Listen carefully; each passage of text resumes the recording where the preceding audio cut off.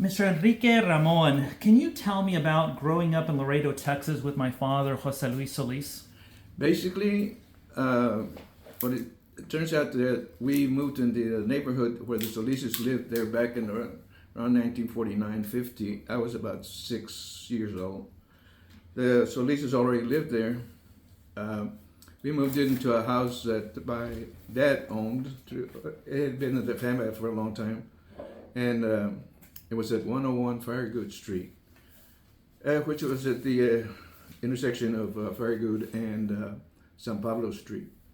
The Solises lived at adjacent to our backyard, in a big house they had there. But it was an old house, and this is as much as I can remember so far. And there, of course, we knew Panchito, and I knew Beba and Lucita, Raul, not Raul, but Neto, Jose Luis, and Rene. I never saw Raul because he was probably in the service at that time. So I never saw Raul at all. I didn't know Raul until he married my cousin Gloria. Yeah. You know. Yeah, and your dad Uh-huh. and my grandmother, my mom's mom, Yes. were brother and sister. Yes, and that house that I was telling you about, ironically, there's a story behind that house. It was at 101 Firegood Street. Apparently, it had been in the family for a while, and my dad came back from World War II in 1945, and apparently we might have moved there around 49.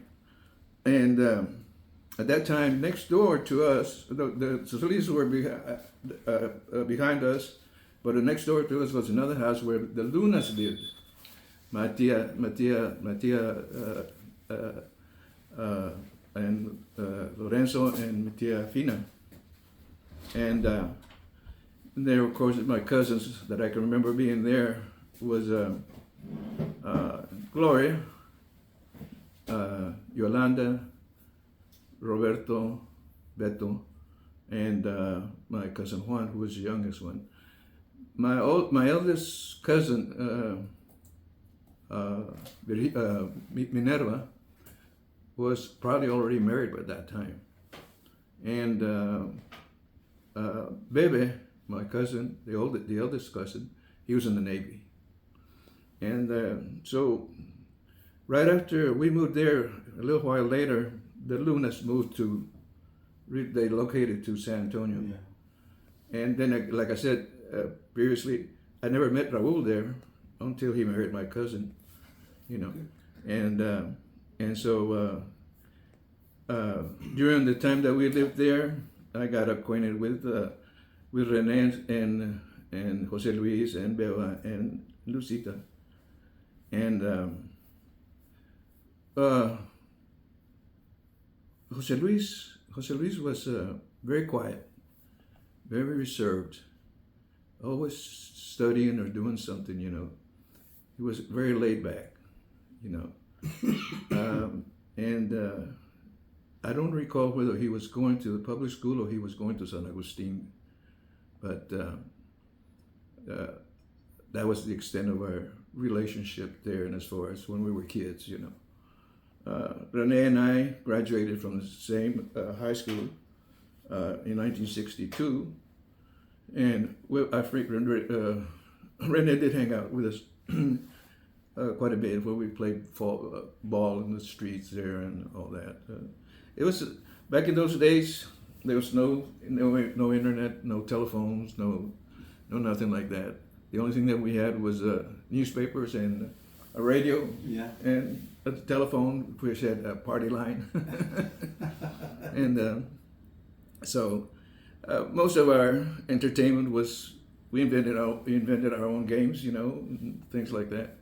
We lived the Zacate Creek was just a few yards from our house, Yeah. right there. And we used to go down there and have some fun down there too, you know. Explore the area, you know, that's go steal horses and all that stuff. You'd go swimming in there too, right? No, you couldn't go swimming. Yeah, they didn't have that much water. Oh, okay. As a matter of fact, it was so low that they had horses down there grazing down there. And one time I went down there and stole one of the palominos and took it home and took it, filled up gave him some water and all that stuff. And my mother saw me that, and she gave me a real good scolding. And said, "Take that horse back there." I love it. Mr. Ramon, do you have any recollection of my father's parents, my grandparents? Yes, I sure do. I remember Mr. Don Pancho, because we called him Don Pancho and Panchito was Panchito, you know. But Don Pancho, he was a short, stocky man, but real refined, and he always wore a real nice khaki pants and a white shirt and his hat. I think it was a Stetson hat, but not the cowboy style, you know, the one that has the round deal. You know.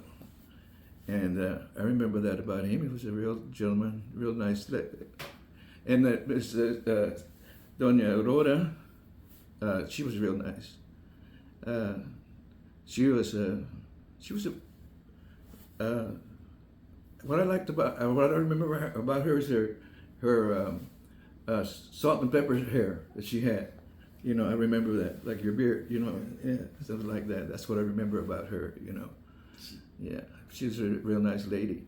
And but by that time, from that house they moved around the corner on Firegood Street. There was about 4 houses from where we lived on Firegood, and there was a house between. There was the house next to them right there that got demolished. So we had a little playground there for us in the neighborhood there. Used to play in there too, and of course Beba and Lucita, right? They were older than we were, and we just talked to them once in a while, you know. So, but and as far as because the only time I remember Beba is several times I saw her carrying her books to school. In those days, you had to carry all your books together. There was no backpacks or anything like that, you know. How many years between you and Joe? Jose? Joe was 1 year older than me. 1 year older. Yeah. Mm-hmm. And Rene was what, 1 year younger? No, well, I'm 80, so Rene should be around 78 or 79. Yeah, that sounds right? Yeah. Yes. Yeah. What do you remember about the Solis household? Was it very busy, festive, quiet? Quiet, real quiet. I think they did a lot of studying. You know, they were always in the books. You know, and of course back there, the regulations there, the old-fashioned regulations is you have to be home by 5 o'clock for dinner, supper, whatever. You know, so by that time everybody was home, and we didn't have anything to do at night because there was no lights. There was only one light at the post there on our corner, but that was the only light we had. Mostly we found ourselves either reading the newspaper or comics books, the comics anyway, you know. And because you know I was only about 8 years old or 6 years old, something like that. And then of course we had some other neighbors like Tony Zapata across the street there from the Solises on Firegood Street. Then at the end of San Leonardo was Meme Arriola. He passed away last year. And the irony of the whole thing is that back in 1954, we had a very destructive flood, and we ended up relocating a new house that my dad built, and so I lost track of Rene and Jose Luis until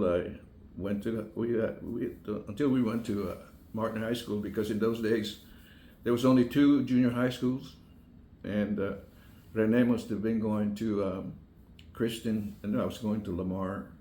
But then we all ended up in one high school because we only had one public high school then at that time, and that's when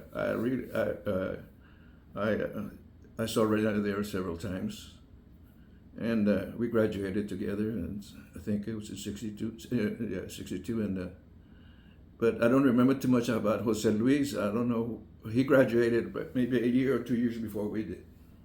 So, but then here, when I finished my service, I was in the Army for 3 years. I settled here in San Antonio, and I would frequently see Jose Luis at some of the shows. He used to like to go to the shows like the Hemisphere Home Builders Association and all that stuff. After I retired from Sears, I was working with a company that sold tubs, reline tubs and things like that. And we had this place out there, and he would come by and say hello. And also at the, I believe one time I saw him at the other shows at the rodeo, during the rodeo time. I think I saw him that time. And then about the last time that I saw him was at your dad's funeral, Raul's funeral. Oh. Yeah, I think that's the last time I saw him. That was in 2018, yeah. 2018, yeah. And in association with the other Solis and Rene, I had the occasion to. I was working for Sears Contract Sales. I worked for Sears for 35 years, and in my last 14 years I worked with the commercial branch of Sears, which is Sears Contract Sales, and I had a whole territory in South Texas, including Laredo.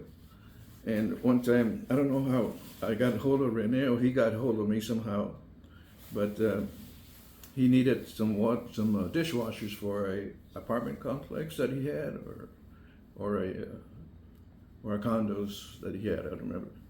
I sold him some dishwashers anyway, and that's the last time I saw Rene actually. That was back in 2004, 2003, something like that. Mr. Ramon, when you look back in reference to those Laredo days in the 50s, how did that era form you, and how do you think it formed my father growing up in Laredo? As far as forming me, well, like I said, we had this devastating flood in '54. I was 10 years old. Luckily, my dad had already bought a lot on South Laredo, and we had already cleared it, and we had already had the foundation for it. And so when the flood came in and we lost that house, my dad borrowed some money somewhere, and he hired Mateo Lorenzo. You remember Mateo Lorenzo? Not at the moment. No? No. That's his grandfather. Oh. His grandfather. Okay, and he went to Laredo, And that Lorenzo was his brother-in-law. yeah, it was his brother-in-law. Yeah, and Tio Lore came on and he built the walls with cinder block. You know. Yeah. And we made some partitions in the house and put a roof on it, and we moved in unfinished. You know, so I lost track. We moved to that section of town, and I lost track of everybody around the Firegood area. What, you know, what but I was do remember, like I said, later on in life, I did run into Rene and but as far as Jose Luis, he was always real reserved. You know, he I don't remember him either participating in our games or anything like that. We used to have this thing that we got San Leonardo Street to San Paulo Street, and we played races out there. I don't recall him being with us at that time. I remember Meme Arriola and Tony Zapata and my brother Abraham and some other kids there, but Rene, but Jose Luis, he was a real reserved, you know. Yeah. But he's very nice to talk. It was real nice to talk to him, you know. When I run into him, we stayed there talking about 10 to 15 minutes, you know, something like that. But then again, the distance and the separation happened because of the flood and all that, and we did not get back together until the Solises married the Lunas. The Lunas married the Solises, you know. So Do you recall how the flood affected the Solis family? Did they get affected? No, that's the one thing that I never could figure out what happened to them. Our house was damaged to the point that it could be renovated, but my dad didn't want to renovate it. Yeah, there's a story behind the property that we own there, that house. Uh-huh. Your great grandfather, Jesus Ramon. Ah, okay. Okay, he was a gambler, among other traits that he had. Now I know where my brother gets it. He was a gambler, and the story is that he won that house on a poker game. Yeah, so that was in the family for a long time. I remember a while back I was doing some ancestry research, and I found a census report for 1936, 1937, something like that, and it listed my grandfather with my tia Lucia, my tia Fina, your grandmother, and my dad, and I think it was one of the other daughters, because there were two daughters that. Aurora and Luz. No, on the Ramon side. On the Ramon side, okay. That they passed away. Oh. Yeah, real young. Anyway, but that's the story about that house, about your great grandfather. So, but I wish I could tell you more about Jose Luis, but like I said, he just didn't. I don't remember too much about him, you know. Yeah. Fantastic. Mr. Ramon, can you talk about potential interactions between my Solis grandparents and your parents? Was there ever socializing? Yes, there was a little bit of socializing like it was in the old days. As a matter of fact, I recall one time that Mr. Don Pancho's had a sister, and that sister, I believe she lived in Laredo, I think, or she lived in Laredo.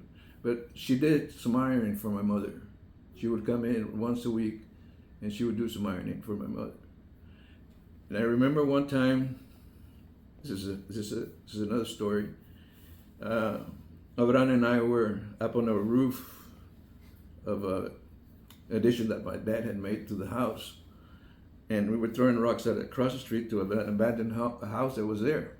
And Javier, my brother Javier, well, his name is Fernando Javier, but we never called him Fernando, always called him Javier. He was younger, and we had a rope with a bucket, and he would put the rocks in there. We would raise it up and throw the rocks across the street to the whole house. And we would do that. One time we slid out the bucket and hit him on the head right here. and started bleeding. So when I saw that, I jumped off the roof and I sprained my ankle. Oh. Luckily, at that time, your tia Mine and her first husband Sisto were there, so they took Javier to the hospital and they patched him up. But I sprained my ankle, and your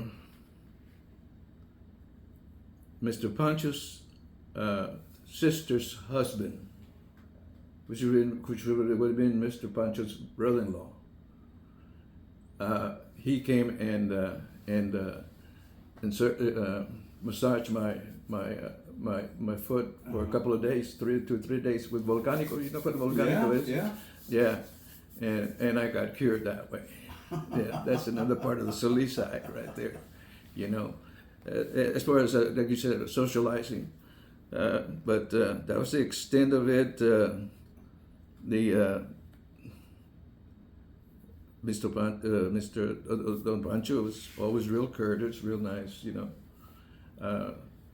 We were a real quiet family in itself, you know. And I guess again, I don't remember seeing Raul ever there, you know. Yeah. Do you remember? Excuse me. Do you remember what he did? What my grandfather Don Pancho did for a living? No, I don't. I don't recall. Okay. No. He had a couple of different jobs. Yeah. But anyway, yeah. I remember Neto And of course, later on, he became a barber. Mm-hmm. And then, of course, I'm sure Rene must have gone to college or something like that, and Jose Luis. And then the one that had more association with Rene is my brother Abraham, because they both worked for the Laredo National Bank. Oh. You know, so they always saw each other there a lot. Yeah, and I lost track totally of a lot of people, especially when I came out of the service and I stayed here in San Antonio. Mm-hmm. I would go home and Abraham would say, "Hey, Fulano de Tal said hello for you." I says, "Who's that?" I couldn't remember who it might be, you know. Mr. Ramon, can you talk about, I guess, the bicultural nature of those worlds? On one hand, many of the Solis family members were living in Laredo, but they had family members in Mexico. Do you remember anything about that dynamic, how they would talk about their relatives in Mexico and growing up? What was that like? No, as a matter of fact, we never talked about anything like that until we were adults. Later on, I did some research. And yeah, some of my great-grandparents came from Mexico. I'm sure the Solises had the same Mm-hmm. thing. On my maternal side, they did not come from Mexico. They were all Texas all the time. And but I'm sure that in those days, it was wide open. You know, you could come and go from Mexico. You know, nobody asked you any questions, anything like that. So there was a lot of people that came from Mexico to work on the side of the border. And I'm sure there were some people that went to the other side to work over there. As a matter of fact, during the after the flood, the engineers built a pontoon bridge, and my dad and I would go there once a week, traveling 6 miles an hour on that pontoon to cross the Rio Grande over to Laredo, and we would go out to the market and buy sugar and meat and other groceries out there because it's cheaper out there. Yeah. And then come back, and I remember that they would inspect the avocados, make sure that they didn't have no bone in them. They had to be deboned. Oh. You know, Oh. or they won't let you pass by the border. And but yes, there was a mixture of Mexico and relationships with Mexico there. As a matter of fact, before the flood, I was going to public schools, and then I ended up going to St. Joseph's Academy. And at Joseph's Academy, I met a lot of students that came from Mexico to study at St. Joseph's Academy. Yeah. But right after that, the flood happened, so we moved to the new neighborhood, and I went back to public schools. What is the name of the street that you moved to? Do you remember? Yeah, Mercer Street. Mercer. And we still have a house there. Yeah. And my brother lives there. Rolando lives there. What's the address? 1801 Mercer. I remember going to go visit your family there.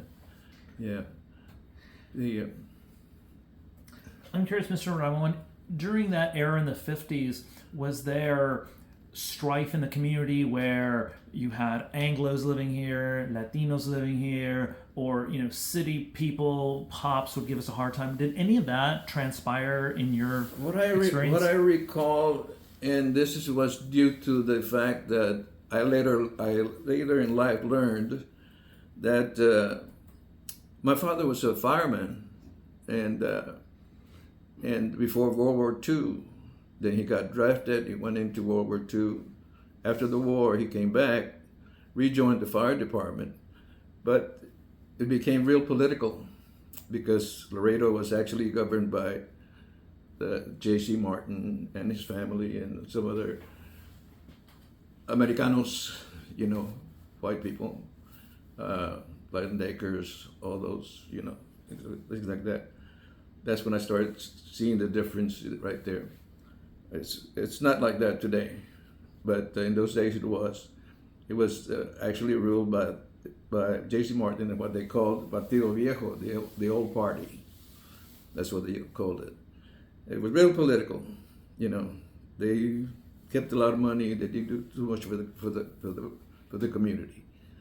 As far as the relationship as Anglos and Hispanics, I have cousins that are half Anglos, Siegfrieds, the German name, but they're Siegfrieds, and then of course I knew the family like the Deckers, and Dillies, and as a matter of fact, Douglas Dilly is the attorney here, and we grew up together there at the new neighborhood that we moved in. And then in school, there was a little bit of segregation. The Anglos skipped a little bit here, and the Hispanics skipped a little bit here. Something like. But we still had friends, like that. I was in the band in junior high school, and I was in the band in high school for a year. I quit after that. I didn't like the band after all. And as far as the inner relationships, there was some kind of segregation type, involuntary type of segregation. That's about it. What are some of your funnest memories about interacting with some of my father's siblings? Rene, Dioneto, what stories come to mind? What are some of your favorite stories of those siblings? Well, the only thing that comes to mind is, I had a little crutch on Eva, On Beba? But on Beba, yeah. But she was quite older than I was. I was only 8 years old. And Lucita was a little bit more talkative. She's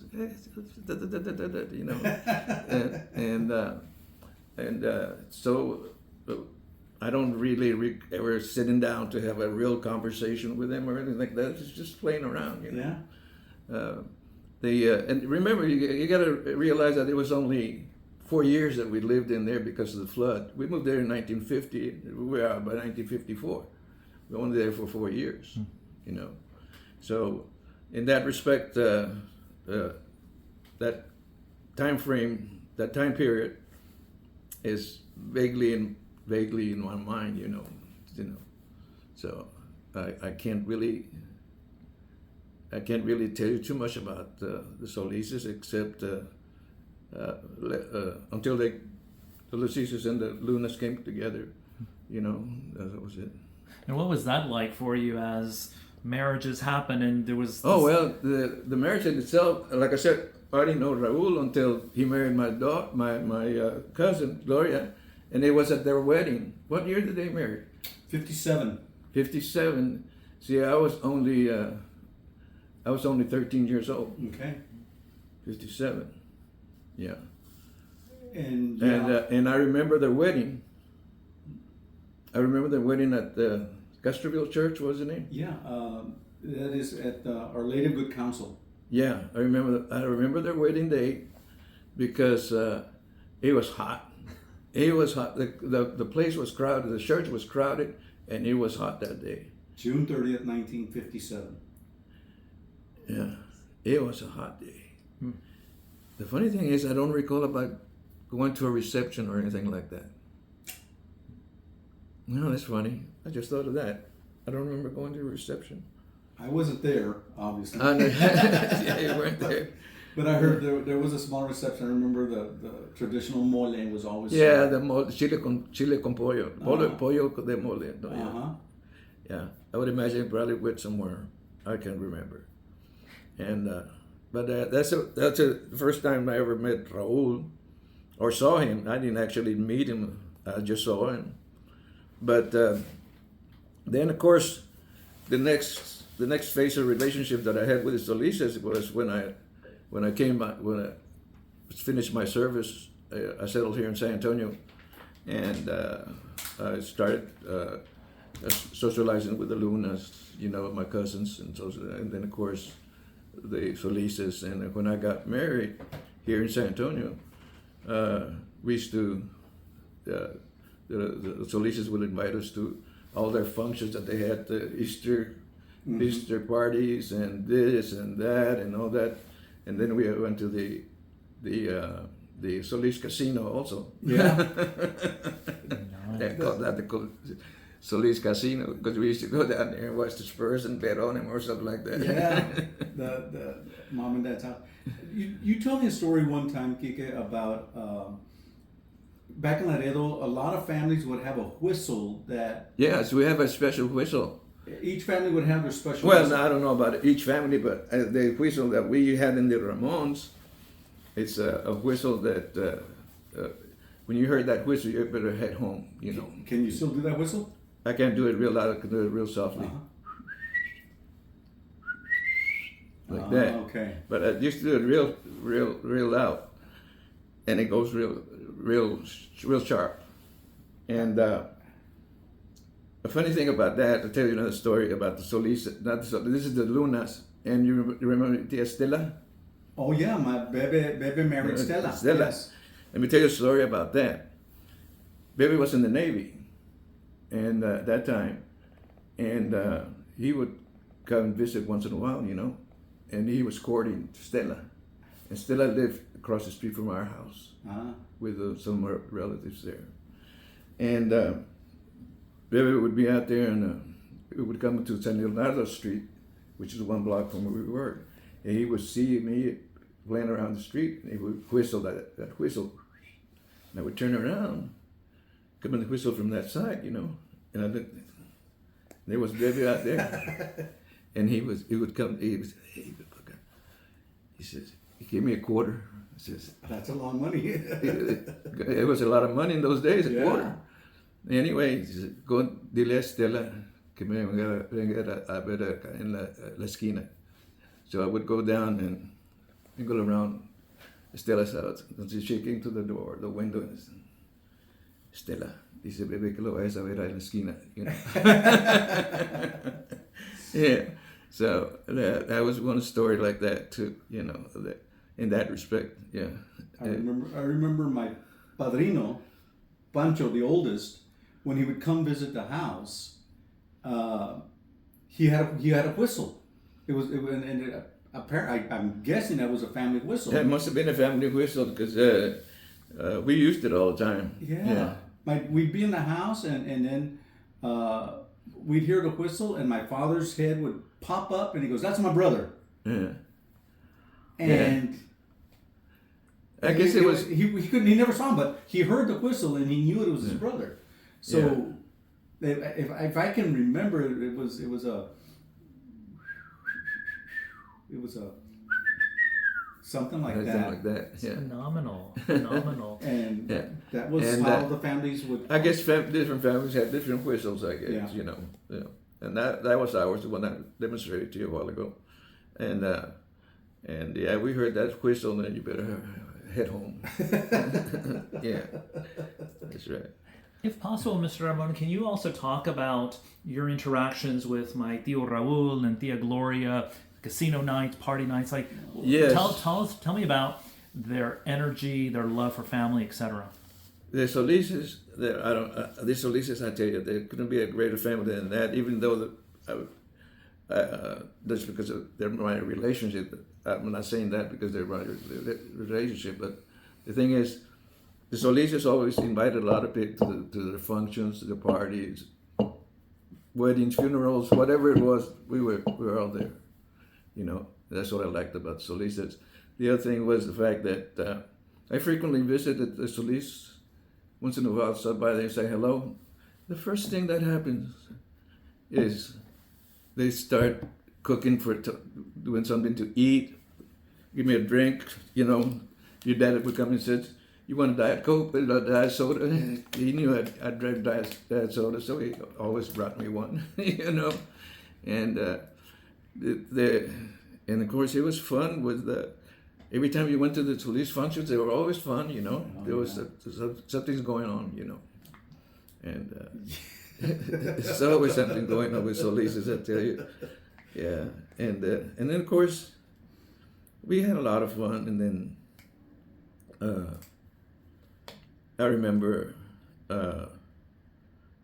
vaguely remember one of the Easter parties that we had at the base was it Kelly Park? Kelly Park, yeah. I think it was one of the first ones that we went to, and I'm trying to think whether I saw anybody there at all. I don't recall seeing anybody there except my cousins, Juan, Mm-hmm. you know, and The Luna side of the family. the Luna side of the family, yeah. And you were all real young, you know, at that time. But to the extent of as far as the Solis family is, you know, in Laredo and here is perfect, real nice family. Yeah. And are there certain characteristics that stand out in your mind in terms of how the brothers interacted, how the sisters interacted, where you talk about them being reserved and quiet and just kind of humble, but there's also a side where there's festive and they love to be together and invite people over. No, not the Solises from Laredo. No, Okay. no, they were real reserved. In general, they were real reserved, you know, but real generous too, you know. Don Pancho was a real nice gentleman too.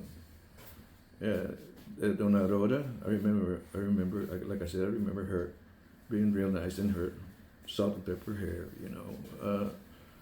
And Beva, of course, she was older than we were. She was very pretty. And Lucita was real talkative and real active, you know. Yeah, she always was. And of course, Neto was Neto was older than we were, so we didn't associate with Neto. Raul apparently was not there because I never met him there. And there's nobody else, right? Yeah. Yeah, just Rene and Jose Luis. Yeah. In reference to my grandmother, Aurora Solis, any other memories or recollections of her in terms of her style, her demeanor, any conversations you recall having or seeing or witnessing? No, not really. Just the fact that she was a nice lady, real quiet also, very helpful to other people. I guess that's where Jose Luis gets it from, you know, real reserved lady, Yeah. you know. His father too, Yes, especially. well, yeah, the Solises were like that, yeah. They were not like the Solises here in San Antonio. Okay, so Dad got influenced by the Luna side. The Luna side. Yeah, you got influenced by the Luna side. Yeah. Fascinating. Yeah. Where it kind of brought out his inner Right. festive But still, even then, my father was always very, very, he would always be part of everything that was going on and always helping and being part of it. And whether it was cooking or, you know, getting people drinks, he was always welcome. He was always very welcoming to everybody. Yeah, he was. But he was not a big talker. He would not sit there and talk to you for a long time. Not for a long time. He talked short Yeah. and bring it to the point, and that Right. was it, you know. He would say what he had to say. He had and what that he was- had to say, and that was it. And then he wouldn't. But he also made it very easy for you to talk, Yes. Uh-huh. so you could feel comfortable talking to him, Yeah. and he was comfortable listening. And, He was a and, great listener. and he would ask some real serious questions, you know, also. So Mm-hmm. to get some kind of feedback or something like that. Yeah. Mr. Ramon, what would you tell young people in 2025 about the values of Laredo, the values that you grew up with, and how they served you well in your military service? Thank you for your service, and just in life in general. Well, the fact that we only lived in the neighborhood for 4 years and we had to relocate, and I grew up in a different neighborhood where I had different kinds of friends there. And growing up there, as you get older, you start getting interested in not only friends but girls too, you know, and then we went to in those days back in the old days. I suspect or I surmise that because you were Hispanic, they would held you back in school sometimes. And that's what happened to me. They held me back at second grade. And it was years later that I had to catch up with my peers. and going from the 5th grade to the 6th grade, I skipped the 6th grade by going to summer school, and I entered junior high school. And that's when I caught up with my peers there. No, Were you held back because you spoke only Spanish? I think so. I think so. Yes. My father told me a story that he said he never forgot, that when he started first grade and he was talking Spanish, and his first grade teacher scolded him severely and told him, "We don't speak Spanish here. You need to speak English." Yeah. I suspect that I was out in the 2nd grade because of that, because I was Hispanic. Yeah. Yeah. And the irony of the whole thing is the fact that I was already bilingual because of my cousins who spoke English, the Siegfrieds. Mm-hmm. You know. I don't know why they held me back, but I eventually caught up with my peers in the 7th grade. You know. So you've said it a couple of different times. There was a sense of prejudice that was. There was a little bit of pressure, in the system, not necessarily within my friends or anything like that. You know, but within the system, and that's the system's a system. The that's system what you is got to live in. right. And yes, it happens, and that it didn't not only happen to me, but it apparently happened to people from previously from me also, because there was a lot of summer school sessions to get promoted to junior high school. You know, so. What advice would you give to young people who are starting out from your perspective? Like, what life lessons would you love to share with people, especially young people? Well, especially young people, is first of all to get an education if they can afford it. Back in my days, it was pretty hard to have funds to go to college, and of course, didn't have the grades to go to college. And like in my case, I was like a B average, C plus B average student those days, and my counselor advised me. The irony of the whole thing is she advised me to be a salesman, and I did become a salesman. But she told me, Enrique, you're not college material. Wow. She told me, you're not college material. I would suggest that you go into a sales career or something like that. And I said, okay. But I did have plans to go to college. So, but then I found, I realized that my mom and dad didn't have the money to send me to college.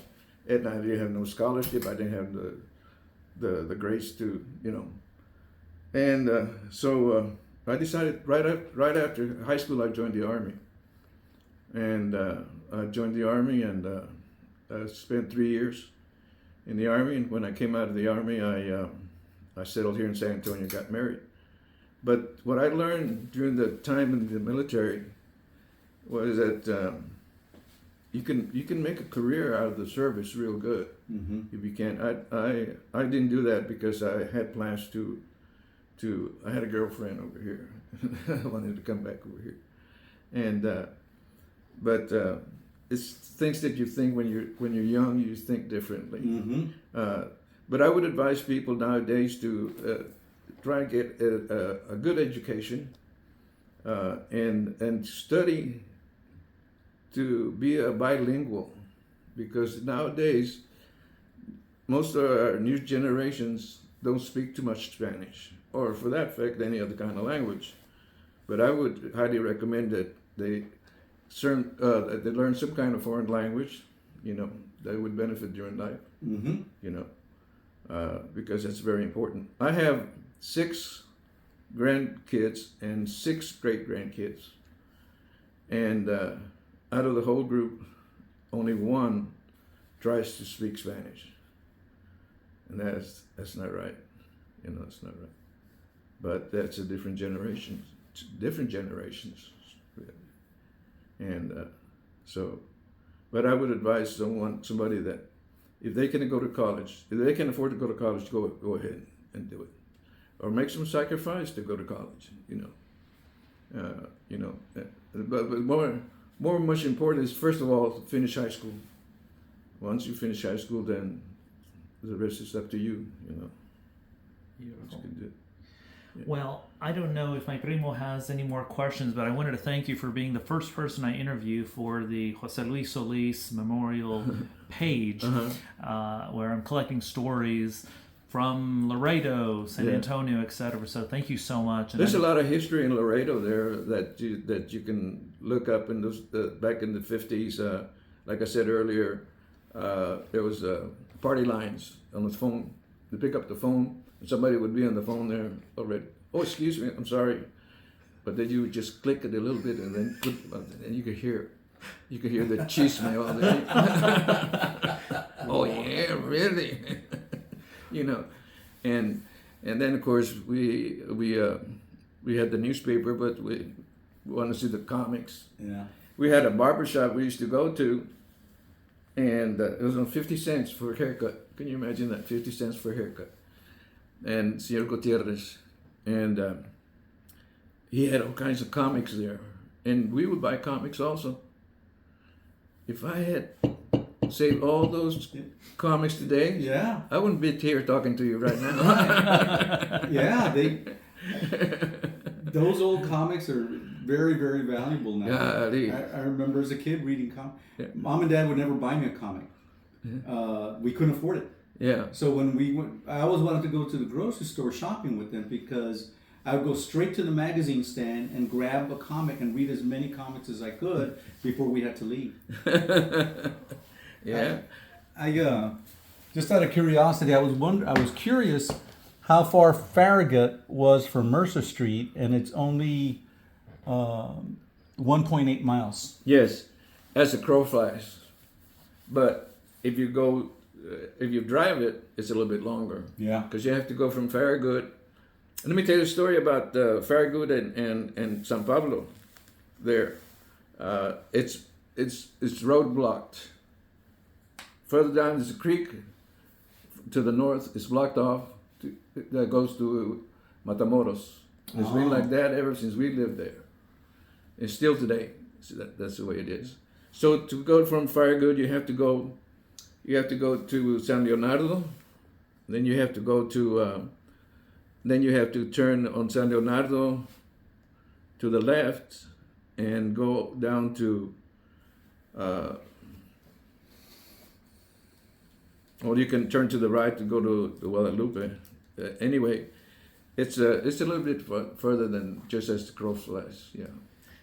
His mother, Tia Licha, she. Okay, I'm gonna say something. I'm a little embarrassed to ask. That's okay. What was her first name? Alicia. Alicia. Okay.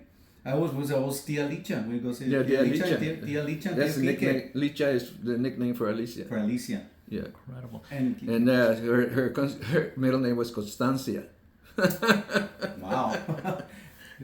His mother was both mom, but your mother was especially intelligent. She was. Oh, she was really intelligent. She was worked for the government, the post office there, and then she ended up working in Washington D.C.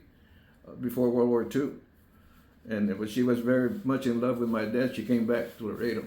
She was. You would talk to her, and she was obviously just educated, and she would speak at a very high level. And I was always very impressed. She knew shorthand and all that stuff, typing and shorthand and all that. Yeah. What's incredible, and just occurred to me right now, is during the late 70s, my father, mother, brother, and I actually lived on Matamoros Street. Matamoros. That's the street I was trying to figure out. You turn, but Matamoros now is a one-way street coming in. Matamoros is, yeah. And it's changed a lot. So, yeah. Oh, what block of Matamoros? All I remember that it was a Victorian-style house with like a long porch style that wrapped around. It's a house that stands out as you're driving south on Matamoros, if you're on the right-hand side. And it was catty corner the toy store. don't know if you remember that there was a little toy store No. in the late 70s. So No, like I said, I lost track of everything after I left in '62. I left in '62, and the only time I go to Laredo is when I visit my siblings or my dad and at that time my dad and my mom. But now I only go to see my siblings over there. to me, it's amazing to think that my father literally grew up a few blocks away Yeah, a few blocks away. Yeah. from a house that. Yeah, Matamoros starts right at the bridge. Right. Yes, it's that way. Yeah. So our house was probably about 1 mile or maybe half a mile from that bridge intersection. So it was really close to the Oh, bridge. yeah. Yes. Before you got to San Bernardo. Precisely. Yeah. And my mom and I and my brother would walk to Woolworths downtown from on Matamoros Street. Yeah, on Matamoros Street. Yeah. And, Woolworth and McClellan's. Yeah. absolutely. Okay. Well, thank you so very much Sure. once again. And Raul, I don't know if you have any questions. No, I enjoy talking to Kike all the time. He always has a lot of history and a lot of good stories. Well, only what I can remember. I mean, there's things that I may forget.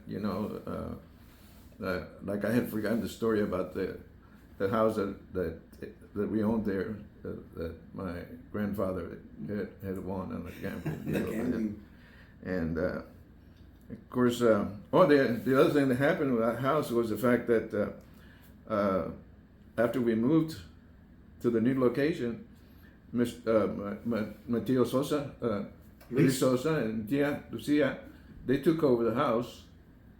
They remodeled it, as far as I know, and they rented it out, and they kept the proceeds all this many years.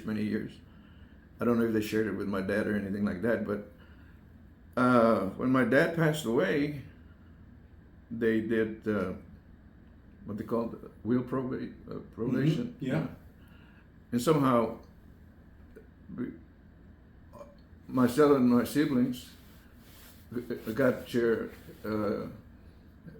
of the proceeds from the sale of the house, and I ended up with about $315.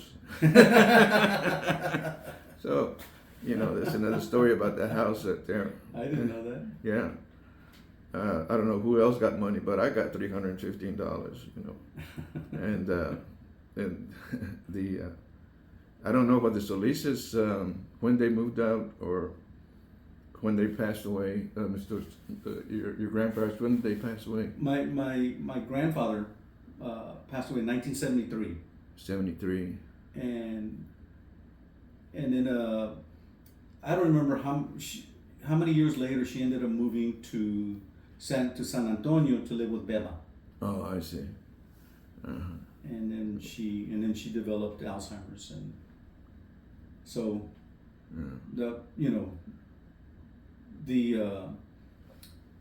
I remember my mom taking care of her for a few years, helping take care of her. Yeah.